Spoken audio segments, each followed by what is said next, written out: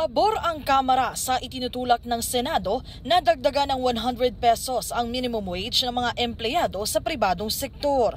Kung si House Deputy Majority Leader Janet Garin ang tatanungin, dapat ay mas mataas pa nga rito ang ipataw na dagdag sahod. Sa taas kasi anya ng bilihin ngayon, kailangan ding nakakasabay ang sweldo ng ating mga kababayan.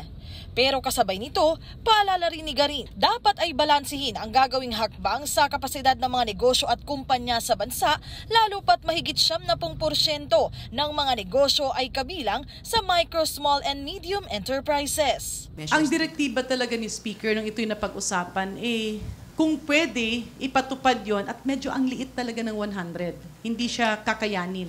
Kaya dapat malaki siya. So, yun ang medyo binabalanse natin. Kasi, yung panukalang batas na yan, well, the intention is good, the burden is being passed on sa ating MSMEs. So, ang tanong natin, ilang mga maliliit na negosyante ang magsasara? Pero kung ang Kongreso suportado ang wage hike bill, ang mga business group naman pumalag dito.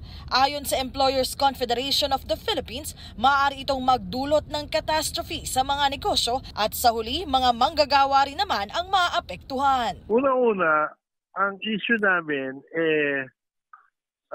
bali rin yung numbers na nakuha na mabibenefita ng 20 million daw. No, hindi to. Yan mga 5 billion. Out of 52 billion na nasa labor market, no? 5 billion lang yung mga benepisyo niyan. Melalas Moras para sa Pambansang TV sa Bagong Pilipinas.